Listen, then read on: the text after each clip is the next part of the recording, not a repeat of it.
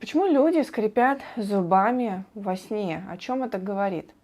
Почему мужчины могут скрипеть зубами, мужья могут скрипеть зубами, жены, женщины, дети в том числе. Очень часто у детей это наблюдается. Нужно искать не физиологическую какую-то причину, а биологическую целесообразность. Для чего человек делает ночью, когда отключена психика, такое действие? Что он этим действием реализует? Реализует он очень целесообразную задачу. Зубами мы кусаем.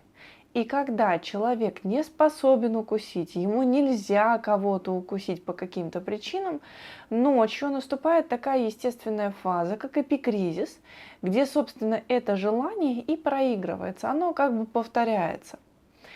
И таким образом человек ночью кусает. То есть это движение челюстью, скрип зубами, это попытка кого-то укусить. Вы можете обратить внимание, что те люди, у которых есть такое явление, как скрип зубами, у них также присутствуют проблемы с зубами. То есть присутствует кариес, либо разрушение дентина, ну и так далее. Да? То есть различные проблемы с зубами. Это говорит о том, что у них протекает целесообразная биологическая спецпрограмма, где им по каким-то причинам нельзя укусить, и нет возможности это сделать. То есть они себя обесценивают, что не могут укусить кого-то.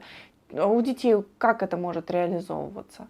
Например, маму. Обязательно здесь в вопросе, кого укусить, да, то есть с кем человек входит в конфликт, должна быть соблюдена иерархическая лестница. То есть ребенок не может укусить более старшего, более взрослого, того, кому он относится с определенным пиететом, да, в иерархии, в своей стае, скажем так, в своей семье. То же самое у взрослого мужчины, если возникает такая проблема, скорее всего, он не может укусить кого-то на работе, начальника, например, руководителя. То есть какие-то конфликты возникают с вышестоящими людьми. Либо в семье, да, возможно, это тесть, например, или теща, которую он воспринимает по статусу более иерархически значимыми.